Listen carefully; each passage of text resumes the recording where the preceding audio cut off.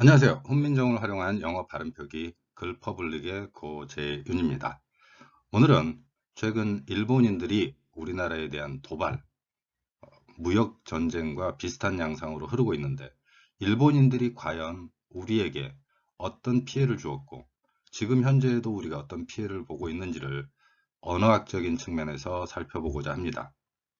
그래서 오늘의 주제는 일본어 영어 발음 표기에서 독립이라고 정했습니다. 최근 7월 1일 제가 하나를 보면 열을 아는 영단어라는 책을 출간했습니다. 이 책의 학습 내용도 같습니다. 거기에 쓰인 글자가 과연 무엇을 의미하고 있고 또 어떻게 학습을 하고 하는지를 살펴보는 내용을 담고 있습니다. 자, 그러면 일본인들이 우리에게 얼마나 큰 피해를 줬는지 실제로 일본어 영어 발음 표기를 한번 살펴보도록 하겠습니다. 먼저 화면에 왼쪽 부분에 있는 회색 그 사진을 좀 봐주세요. 이 글자는 옛 한글 입력기라고 되어 있는 한글 디지털 박물관 자료를 가져왔습니다. 그대로 제가 사진을 찍어서 가져왔죠. 이 당시의 글자를 보면 일제시대 이전의 옛 한글은 자음을 여러 개 겹칩니다. 즉, 비읍, 시옷, 기역이 겹쳐 있는 글자 보이시나요? 이렇게 겹쳐서 표기를 했습니다. 그리고 현재에도 우리가 쓰는 몫이라든가 앉았다의 안, 박다의 박, 그 다음에 닭 이런 글자에서도 받침에 보면은 니을 기역, 니은 지읒 이런 식으로 겹쳐 있는 걸 볼 수 있습니다. 하지만 일본어는 이런 표기를 절대로 할 수 없습니다. 그게 왜 그러냐 하면은 일본어는 50음도라고 되어 있습니다. 그러니까 50개의 그 자음과 모음 혹은 모음 하나의 글자가 50개가 있습니다. 그 50개를 조합을 해서 말을 만드는 거예요. 그러니까 일본어에서는 자음 뒤에는 무조건 모음이 옵니다. 이게 무슨 이야기인지 어려울 수가 있는데요. 예를 들면 우리가 강목 이렇게 되어 있는 우리말이 있다고 합시다. 그럼 일본에서는 받침 기억을 못 씁니다. 그래서 가꾸목, 가꾸목구 이런 식으로 말이 바뀌는 거예요. 일본어의 특징상 받침으로는 니은, 미음, 이응 이걸 빼놓고는 받침을 표기할 방법도 일본어에는 없습니다. 그러면 1930년대 그 후반부터 일본인들이 굉장히 심각하게 우리 글을 말살해 나갑니다. 그리고 일본어 방식 표기로 바꿔요. 우리의 한글 학자들 중에서도 그런 영향을 받았고 언어학적으로 그런 경향의 표기법을 주장한 경우가 많이 있습니다. 그러다 보니까 영어의 드라이기라는 글자가 일본식으로 되면은 스토로아이크가 됩니다. 스토로아이크. 제 발음이 어색할 수도 있는데요. 이 발음을 실제로 네이버 어학사전이라든가 아니면 일본어의 사전에서 들춰보세요. 그러면 왜 스토라이크라고 하는지. 그러니까 STRIK가 일본식으로 하면 스토라이크가 되고 이 단어를 그대로 우리가 가져와서 스트라이크로 소리를 낸다는 겁니다. 영어 발음하고는 180도 달라져 있습니다. 무엇 때문에 그러냐면은 자음을 겹쳐서 표기를 못합니다. 예를 들어 다음 페이지에서 보게 될 stand라는 단어가 있으면 니은, 디귿 이걸 동시에 겹치는 표기는 절대로 일본어에서는 불가능해요. 그래서 일본인들은 이 글자에다가 니은만 쓰고 이거는 D로, 드로 바꿉니다. 그 다음에 stan이란 단어에서 스하고 뜨가 있잖아요. 그러면 동시에 쓸 수가 없어요. 그래서 여기다가 스, 텐, 드 이렇게 표기를 하게 되는 겁니다. 이게 일본인들이 우리 언어 구조에 심어놓은 무서운 일본어의 영향이에요. 설마 하시겠지만 제 강의를 듣는 분들 중에 뭐 많은 인원은 아닙니다만 그 인원들 중에서 30% 정도가 교포분들로 저는 알고 있습니다. 접속하는 분과 이름을 보면 교포분들이 꽤 많습니다. 현지에서 경험을 하다 보니까 이게 뭔가 이상하다라는 느낌을 받을 거예요. 교포분들에게까지 영향이 있는 일본어 방식의 영어 발음 표기를 우리는 하고 있었던 겁니다. 친일파를 욕하면서 우리 스스로 친일의 그 잔재를 버리지 못하고 지금까지 하고 있죠. 제가 하나를 보면 열을 아는 영단어라는 단어장에서도 예를 들어 스포츠라는 단어를 이렇게 겹쳐서 표기를 합니다. 그러면 이 글자 표기는 옛 한글과 유사하지요. 그 다음에 자음 여러 개 겹쳤죠. 그래서 이걸 그대로 읽어가는 것이 훈민정음 창제의입니다. 이게 중국어와 같은 한자 그리고 일본어 같은 것에서는 도대체 흉내를 낼 수 없는 훈민정음의 뛰어난 영향이에요. 왜냐하면 훈민정음은 소리글입니다. 그러니까 이 시옷이라는 소리 하나 자체는 어떤 의미를 갖지 못하지만 소리를 표기하는 의미를 갖는 거예요. 이거를 음소라고 하는데 언어학적으로 어려운 말이니까 빼고요. 어찌됐건 일본인들은 자음 두 개를 못 겹칩니다. 겹쳐서 쓰는 표기를 못 해내요. 만약에 목이라는 단어가 있다면 일본식으로 했다면 모구스 이렇게 갈 겁니다. 안 봐도 정확하게 알 수 있어요. 이게 언어학적인 특성입니다. 그래서 이걸 분석을 해서 이게 일본어의 영향이다 라고 말할 수 있는 겁니다. 일본인들이 심어놓은 우리말 파괴와 우리글 파괴가 이런 영향을 끼치고 있는 거예요. 우리는 원래 그렇게 표기하지 않습니다. 일본인들이 영어를 못한다는 것은 세계적으로 유명하잖아요. 그 사람들을 통해서 우리가 영어를 배우고 영어 표기를 그대로 학문적으로 들여오게 된 겁니다. 그래서 자음 두 개를 못 겹쳐요. 훈민정음은 절대 그러지 않아요. 자음 두 개 겹칩니다. 이것이 영어하고 같은 원리입니다. 영어에서는 가로로 쓰기 때문에 자음을 여러 개 겹치잖아요. 이렇게 str 같은 경우도 겹쳤습니다. 이 자음 세 개를 겹쳤는데 영어에는 으 발음이 없습니다. 일본식 발음이에요. 영어에는 으 소리가 아예 존재하지 않아요. 그러면 으 들어보니까 있던데 그거는 그 사람들이 표기하는 으를 기본음으로 편성하지 않았다는 겁니다. 그래서 발음기호를 찾아보면 으 발음기호는 없습니다. 물론 발음기호라는 게 어떤 법칙이 아니에요. 학자들이 만든 지금부터 한 150여 년 전에 학자들이 만든 그 언어학적인 원리일 뿐입니다. 자, 그러면 이렇게 일본어 방식에서 벗어나면 우리는 어떤 효과가 있는지, 어떻게, 아니 일본인들이 우리를 피해 줬으면 그게 유리하면 그대로 하면 되지 않습니까? 제가 일본 사람들을 특별히 미워하거나 그러진 않아요. 굳이 미워할 이유도 없잖아요. 그런데 이 사람들 일본어 방식을 우리가 영어나 외국어 학습에서 그대로 활용을 하게 되면 엄청난 문제점이 생깁니다. 그리고 우리가 훈민정음 방식으로 영어 발음을 배우면 그리고 영어 단어를 빠르게 암기할 수 있습니다. 그 증거를 실제로 지금부터 보여드리도록 하겠습니다.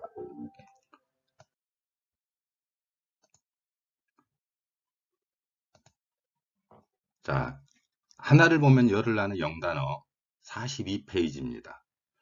제 책을 가지고 계신 분들은 42페이지를 펴보시면 됩니다.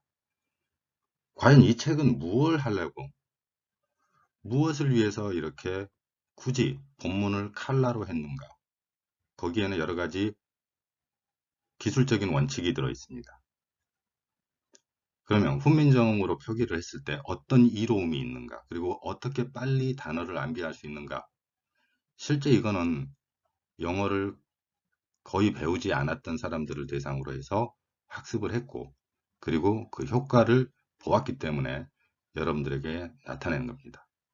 이 책을 본문 컬러로 해서 색깔별로 다릅니다. 예를 들면 지금 보라색으로 되어 있는 글자를 보세요. 이 보라색 글자는 42쪽에서는 and라는 단어를 가지고서 설명을 합니다. 그러면 and 같은 경우는 니은과 디귿이 겹쳐 있죠. 그러면 이 and는 그대로 두란 얘기예요. 일본어하고 다르게 드라고 하지 말라고요. 그래서 and, 드가 약하게 소리가 나는 겁니다. 그럼 이 받침을 그대로 두고 에까지도 마찬가지겠죠. 여기 있는 스트 부분만 바꾸라는 얘기예요. 스트 부분만.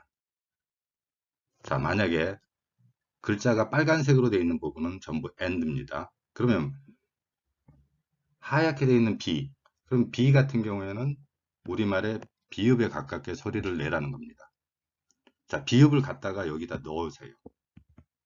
그러면 band 이렇게 한다는 거예요.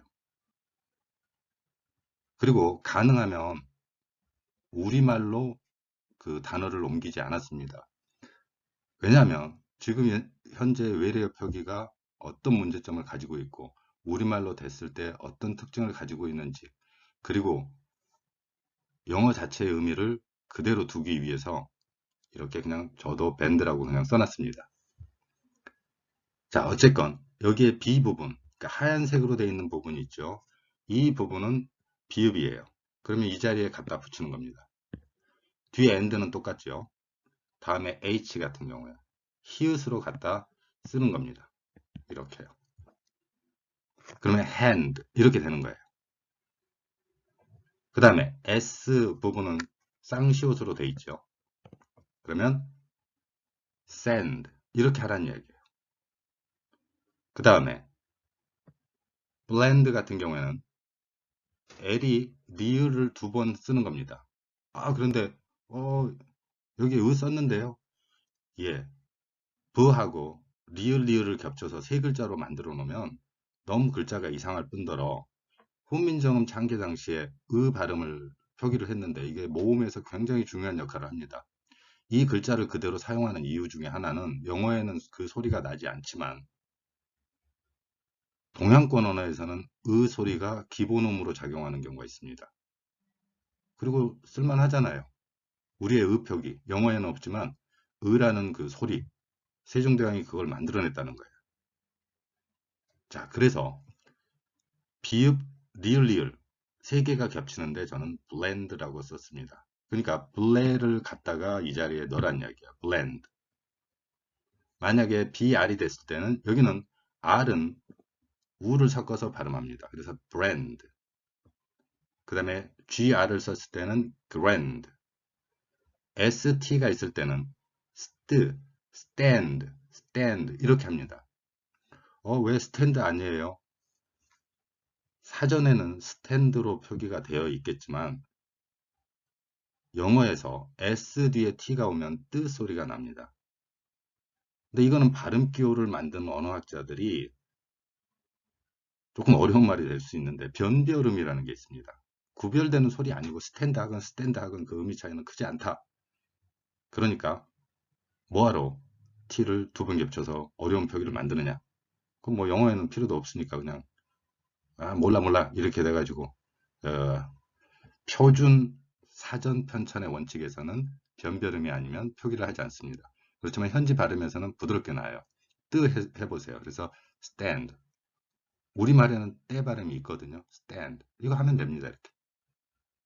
그 다음에 L 발음은 리을이 두 번 겹칩니다. 이 발음은 좀 어려울 수 있는데 제가 앞에서 설명할 때 love 이 발음할 때 설명한 적이 있습니다. 이런 소리는 을 한 상태에서 을은 소리 내지 말고 land 이렇게 하라는 이야기예요. 자, 그러면 훈민정음을 활용한 영어 발음 표기의 특징이 뭐냐면은 지금까지 모든 단어장이 예를 들면은 뭐 교실이라는 장소를 정해놓고 여기에 쓰이는 단어 이런 식으로 만들었습니다. 그리고 소리에 집중하지를 않았어요. 그러니까 몇 번이건 같은 글자를 써야 돼요.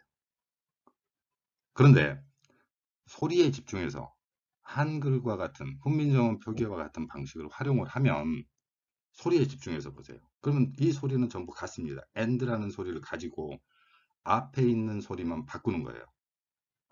B, H, S, B, L, B, R, G, R, S, D, L 이것만 바꾸면 됩니다. 그러니까 and는 변함이 없어요. 자, 그럼 B를 써서 단어를 외우면 band, H를 쓰면 hand, S를 쓰면 send, BL을 쓰면 blend BR을 쓰면 brand, GR을 쓰면 grand, ST가 됐으면 stand, L일 때는 land 이렇게 된다는 이야기입니다. 자, 이게 언어글을 표기하는 훈민정음의 방식입니다. 그런데 여기에서 이제 훈민정음을 써놓고 나면 여러분들이 좀 어렵다고 여길 수 있는데요. 그것은 우리가 일제강점기를 거치면서 일본어 방식에 익숙해져서 그렇습니다.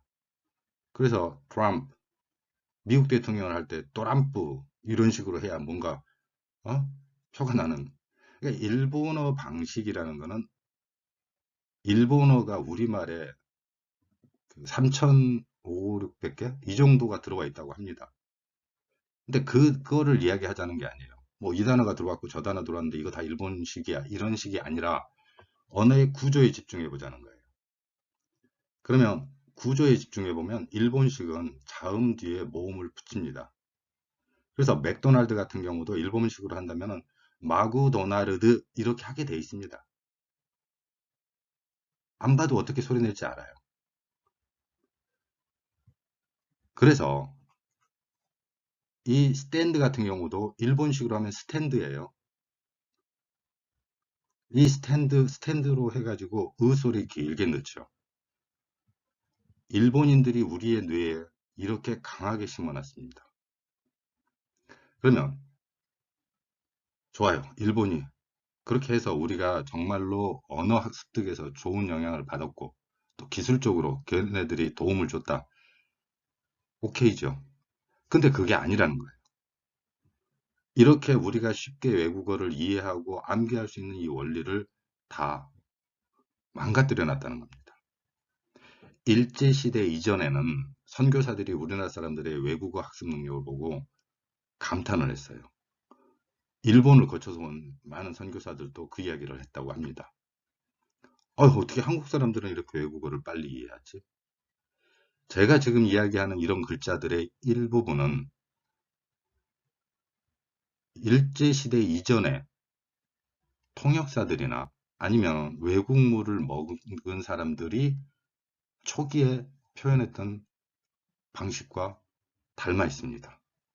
그 사람들은 소리 그대로에 집중했다는 거예요. 그리고 여러분들도 한번 느껴보세요. 소리인 and를 중심으로 해서 단어 암기를 하는 게 훨씬 여러분들 빠릅니다. 자, 그러니까 위에 거 이제 보라색 글자에 집중해서 이거에다가 and를 붙이면 무슨 뜻, h를 붙이면 무슨 뜻 이런 식으로 암기를 하라는 겁니다. 그러면 훨씬 더 빠르고 정확하게 소리를 낼 수 있다는 겁니다. 이것이 제가 하나를 보면 열을 아는 영단어 만든 원리고요. 그리고 하나를 보면 열을 아는 영단어에서 이렇게 손글씨, 스탠드 같은 글씨를 써놨습니다. 언뜻 보면 이게 세련된 글자처럼 보이지 않을 거예요. 손으로 썼습니다. 이걸 한글로 입력하다 보면 위에처럼 이렇게 나옵니다. 다 띄어지고. 우리는 저 단어들을 겹쳐서 표기하는 방법을 다 잃어버린 거예요. 일본인들은 흔히 우리에게 기술적으로 많은 걸 전수해 줬다고 합니다. 과연 그럴까요? 우리는 친일파 혹은 반일 운동을 하면서 이런 용어들을 입에 올리면서 과연 우리 자신들은 정말로 외국어 학습에서 피해를 주는 일본식의 언어 구조를 가지게 된 것은 아닌지 스스로 반성해 볼 때라고 생각합니다. 일본인들을 이기는 방법은 우리가 기술적으로 뛰어나고 또 그들보다 더 정확하고 제대로 빠르게 외국어 같은 것을 암기하는 우리 한글의 저력도 보여줄 필요가 있다는 생각을 합니다. 자, 훈민정음의 미래와 훈민정음의 위대함을 함께 만들어 갔으면 좋겠습니다. 글로 이루어진 공화국, 글퍼블릭의 고재윤이었습니다. 감사합니다.